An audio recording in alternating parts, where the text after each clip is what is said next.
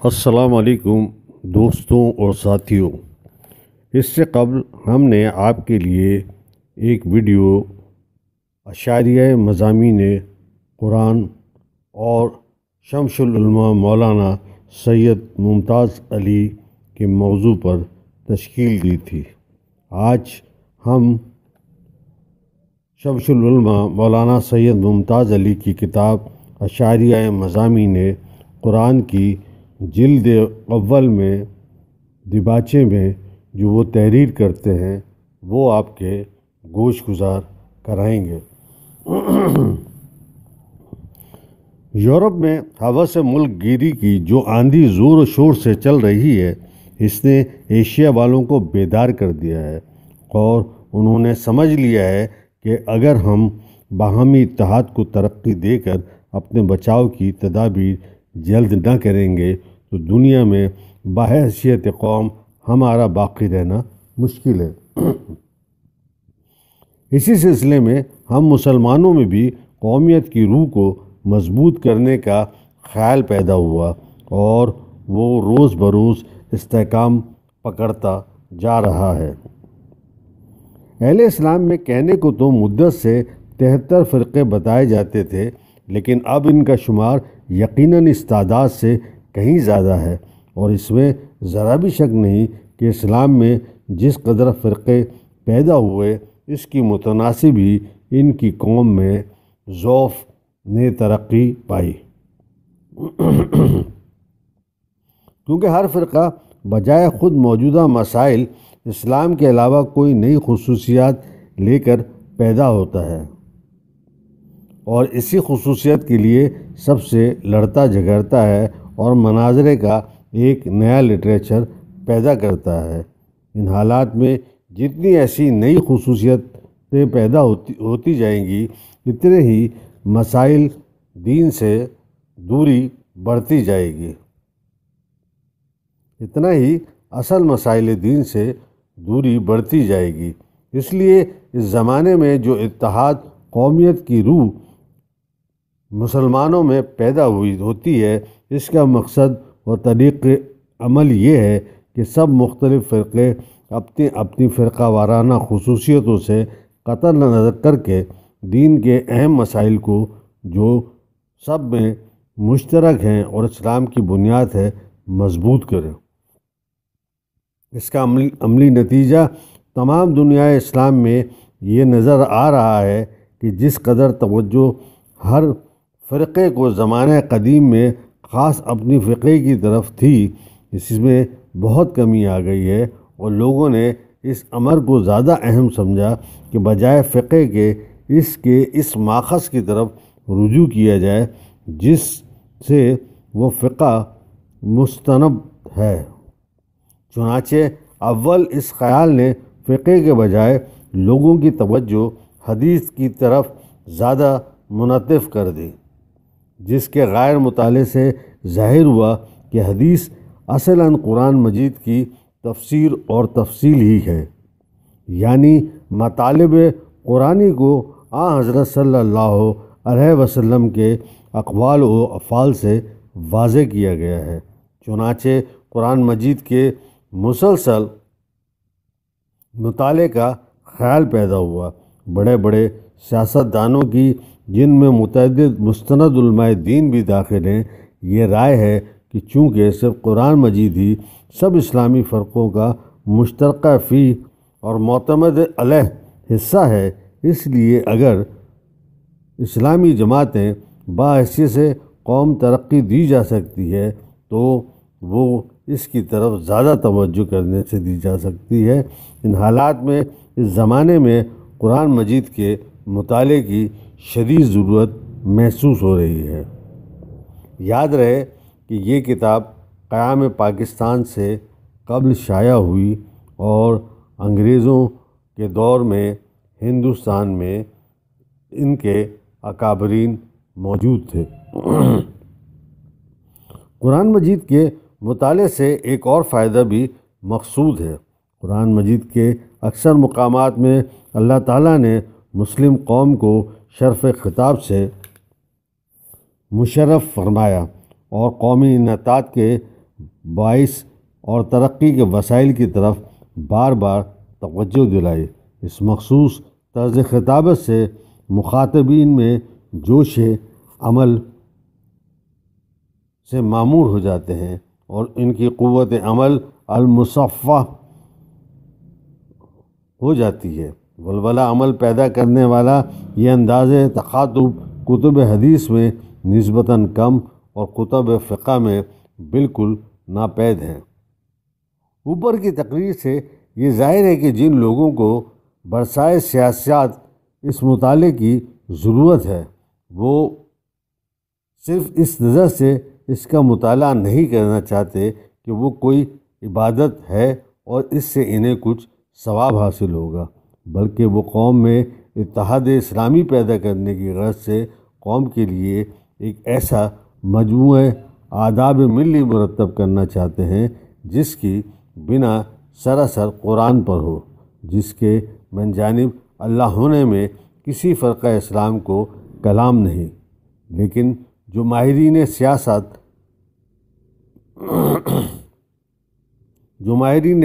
سیاسیات قرآن مجید کے مطالعے کے خواہش مند ہیں، وہ بے حد مصروف ہے،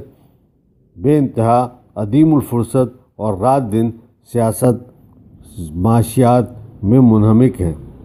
ایسی حالت میں وہ صرف ایسی کتابوں کا مطالعہ کر سکتے ہیں جن میں سب مضامین زمانہ حال کی کتابوں کی طرح مرتب ہوں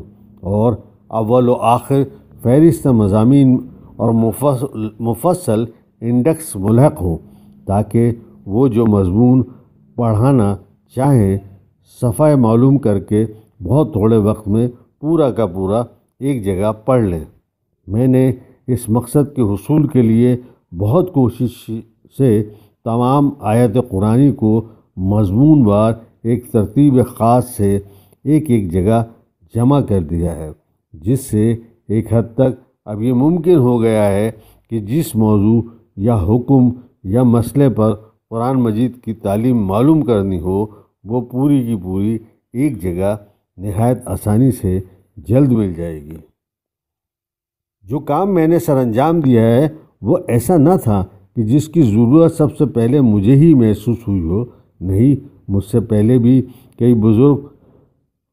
خادمان دین نے اس راہ میں قدم رکھا اور گو مجھے معلوم نہیں کہ کسی نے بالکل اسی نوع کی خدمت قرآن کی ہو جیسی میں نے کی ہے، لیکن یہ بزرگ کچھ نہ کچھ ضرور کر گئے۔ چنانچہ جن کتابوں کو دیکھنے کا اتفاق ہوا اور جن میں سے بعض سے میں نے مدد بھی لی، ان میں بعض کے نام یہ ہیں: جواہر القرآن حضرت امام غزالی رحمۃ اللہ علیہ، فتح الرحمن مطلب آیات القرآن، ترتیب علم زادہ فیض اللہ الحسینی مقدسی۔ اس کی مدد سے قرآن مجید کی جو آیت نکالنی مطلوب ہو فوراً نکالی جا سکتی ہے۔ یہ کتاب میرے کام کے سر انجام دہی میں سب سے زیادہ مفید ثابت ہوئی۔ مفتاح کنوز القرآن، یہ کتاب ایک ترک عالم کی تصنیف ہے اور قازان ملک کے روس میں شائع ہوئی۔ جب نواب عماد الملک سید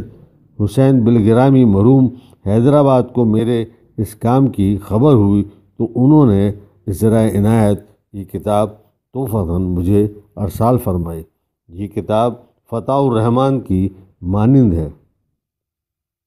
تبویب القرآن، تصنیف مولانا حافظ وحید الزمان صاحب، محدث، حیدرآباد، دکن۔ اقتباس الانوار من کلام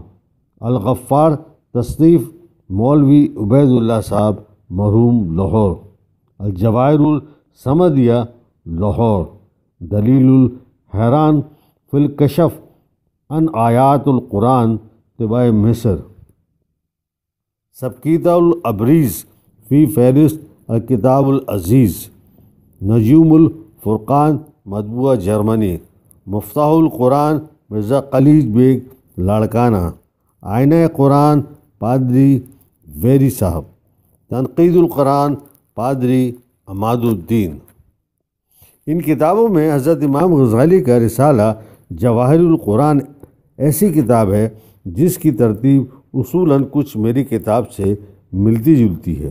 مگر وہ نہایت ہی مختصر رسالہ ہے جس میں صرف اللہ کی ذات و صفات اور افعال وغیرہ کے متعلق آیات جمع کی گئی ہیں۔ اس سے زیادہ بہتر اور بہت زیادہ سقیم مولانا وحید الزماں صاحب کی تبویب القرآن ہے، گو اس میں بھی وہ تفصیلات اور استیاب نہیں جو مجھے مطلوب تھا۔ مولانا حافظ نذیر احمد صاحب مرحوم کی فہرست مضامین بھی جو ان کے ترجمۃ القرآن کے شروع میں لگی ہوئی ہے، اس قسم کی کتابوں میں شمار ہو سکتی ہے، مگر اول تو وہ بے انتہا مختصر اور مجمل ناکافی ہے، دوم اس میں صرف مضامین کے حوالے سے دینے پر اکتفا کیا گیا ہے، آیات نقل نہیں کی گئی۔ اختصار و اجمال کے علاوہ ان سب کتابوں میں ایک مشترک بات پائی جاتی ہے، وہ یہ کہ کتاب مذکورہ میں سے ہر ایک کتاب در حقیقت کسی خاص مقصد کو مد نظر رکھ کر لکھی گئی اور اثناء تالیف میں اسی مقصد کی طرف دھیان رکھا گیا، یا یوں کہنا چاہیے کہ ان مصنفین نے کسی خالص نقطہ نظر کو ملحوظ رکھ کر صرف انہی آیات قرآنی کا تذکرہ کیا جن کی انہیں ضرورت تھی۔ مثلاً کتاب آئینہ و قرآن جو اہل اسلام اور عیسائیوں کے مناظرے میں کام آنے والی کتاب ہے، اس کے مصنف نے زیادہ اہتمام انہی آیات کے حوالہ سے دینے کا کیا ہے جن کی ضرورت بیشتر اثناء مناظرہ میں پڑتی ہے، دوسری آیت کی طرف بہت کم توجہ دی ہے۔ اس طرح اقتباس الانوار ایسے غیر مسلم لوگوں کے مقابلے میں لکھی گئی جن کا دعویٰ تھا کہ قرآن مجید میں روحانی تعلیم نہیں، اس لیے مصنف نے اس موضوع کی طرف زیادہ خیال رکھا، یہاں تک کہ جو آیات معاملات داد و صنعت کے متعلق ہے ان کو قطعاً چھوڑ دیا۔ لیکن میں نے ارادہ کیا کہ قرآن مجید کے جملہ مضامین پر نظر کر کے ہر مضمون کی تمام آیات کو ایک مخصوص عنوان کے تحت مرتب کر دیا جائے۔ چنانچہ میں نے قرآن مجید سے پڑھنا شروع کیا، لیکن میں نے ارادہ کیا کہ قرآن مجید کی جملہ مضامین پر نظر کر کے ہر مضمون کی تمام آیات کو ایک مخصوص عنوان کے ماتحت کر دیا جائے۔ چنانچہ میں نے قرآن مجید کو اول سے پڑھنا شروع کیا اور ہر آیت کی نسبت یہ سوچا کہ یہ آیت کس کس موضوع کے تحت میں آ سکتی ہے، جس موضوع کے ماتحت آنی مناسب ہو گئی اس کے تحت میں نے لکھ دی۔ میں نے کام شروع کرنے کے لیے چند بہت مشہور موضوع اپنے سامنے رکھے تھے، لیکن جب کوئی آیت ایسی آتی تھی جو ان موضوعوں کے تحت میں نہیں آ سکتی تھی تو اس کے لیے ایک نیا موضوع یعنی عنوان نے قائد کر لیا تھا اور وہ آیت اس کے ذیل میں لکھ دی جاتی تھی۔ اس طرح یہ عمل انتخاب قرآن مجید کی ہر آیت کے متعلق کیا گیا، یہاں تک کہ جملہ آیات اور مضامین ترتیب وار مرتب ہو گئے۔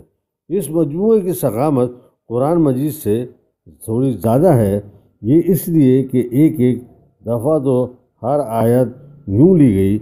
جس سے اس پہ پورا قرآن مجید آ گیا، مگر بہت سی آیات کے کئی پہلو نکلتے ہیں، وہ دوبارہ سہ بارہ مختلف عنوانوں کے تحت لانی پڑی۔ یہ کام دنوں یا مہینوں کا نہیں تھا بلکہ برسوں کا تھا۔ میں نے اپنی عمر کا بہت بڑا حصہ قرآن مجید کی اس خدمت میں صرف کیا۔ یہ کام آسان بھی نہ تھا، جیسے یہاں چند سطروں میں بیان کرنے سے معلوم ہوتا ہے، بلکہ اس میں طرح طرح کی دقتیں درپیش آئی۔ اول یہ کام اس قسم کا تو تھا نہیں کہ دوسروں سے مدد لیے بغیر اول سے آخر تک خود سر انجام دے لیتا، بلکہ مجھے اس کام کے لیے متعدد مددگار رکھنے پڑے اور ان سے کام لینا پڑا، مگر افسوس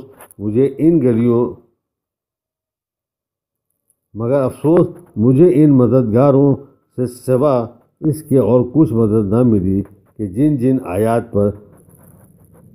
پر نشان کر دوں وہ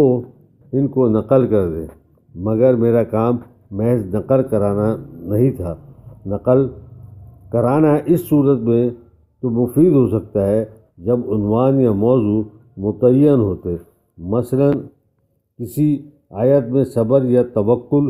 یا توبہ کی تعریف کی گئی ہے تو اس عنوان اور اس کے نیچے آیات کا نقل کر لینا کچھ مشکل نہیں، لیکن جب آیت میں ظاہراً کوئی عنوان بیان کیا گیا ہے تو اس کا تعین بعض حالتوں میں مشکل ہو جاتا ہے۔ مثلاً سورہ ہود میں اس بات کا ذکر ہے کہ حضرت ابراہیم کے پاس اللہ کے رسول آئے تو وہ جلد گھر میں گئے اور ان کے لیے بھنی ہوئی بچھڑے کی ران لے آئے، اور جب انہوں نے کھانا کھانے سے انکار کر دیا تو ابراہیم علیہ السلام نے پوچھا کہ آپ کھاتے کیوں نہیں، اور کھانا آگے بڑھایا، جس نے ان آیت کا عنوان مہمانداری قرار دیا۔ اور کھانے کے انکار پر جو پوچھا کہ کیوں نہیں کھاتے تو اس آیت سے یہ نکالا کہ مہمان کے ساتھ کچھ تکلف بھی ہونا چاہیے، اور اس ذیل میں حضرت لوط کے قصے کی وہ آیت نقل کی جہاں حضرت لوط نے بد کردار لوگوں سے کہا تھا کہ مجھے مہمانوں کے باپ اور انہوں نے کہا تھا کہ مجھے مہمانوں کے باپ، اور میں نے ان آیات کا عنوان مہمانداری قرار دیا، اور کھانے کے انکار پر جو پوچھا ہے کہ کیوں نہیں کھاتے تو اس سے آیت سے یہ نکالا کہ مہمان کے ساتھ کچھ تکلف بھی ہونا چاہیے، اور اس ذیل میں حضرت لوط کے قصے کی وہ آیت نقل کی ہے جہاں حضرت لوط علیہ السلام نے بد کردار لوگوں سے کہا تھا کہ مجھے مہمانوں کے باب میں رسوا نہ کرو۔ اس سے یہ نکالا ہے کہ مہمان کی عزت کرنی چاہیے اور اس کی رسوائی کو اپنی رسوائی سمجھنا چاہیے۔ پھر جس آیت میں فرمایا گیا کہ ہم نے ان بدماشوں کو اندھا کر دیا، ان سے یہ نکالا کہ مہمان کے ساتھ بدسلوکی کرنے سے اللہ بھی ناخوش ہوتے ہیں۔ اسی زمانے میں حب الوطنی کا بہت جوش رہا اور اتحاد قومی کے لیے اس کی بہت ضرورت تھی۔ اس کا ذکر صریحتاً اس نام سے گو قرآن مجید میں نہیں، مگر جن آیات میں لوگوں کو جہاد کے لیے ابھارا گیا وہاں انہیں اس بات کی غیرت دلائی کہ تم ان لوگوں سے کیوں نہیں لڑتے جنہوں نے تمہیں تمہارے ملک اور تمہارے حکمرانوں سے اور گھروں سے دور کر دیا۔ اس قسم کی آیات کے لیے میں نے جہاد کے علاوہ حب الوطن کا عنوان بھی تجویز کیا۔ دوستوں اور ساتھیوں، مزید دیباچے کے متعلق ہم آپ کو اگلی ویڈیو میں معلومات فراہم کریں گے۔ آپ سے درخواست ہے کہ ہماری ٹیم کی حوصلہ افزائی کے لیے ہمارے ویڈیو چینل کو سبسکرائب ضرور کریں اور بیل آئیکن کو پریس کریں تاکہ آپ کو فوراً ہماری ویڈیو موصول ہو اور آپ کو کہیں تلاش کرنے کی ضرورت نہ ہو۔ ہماری احساس انفو یوٹیوب چینل کو شیئر بھی کیجیے، کمنٹس بھی کیجیے، تاکہ ہم آپ کو تمام موضوعات پر بہترین سے بہترین آگاہ کریں۔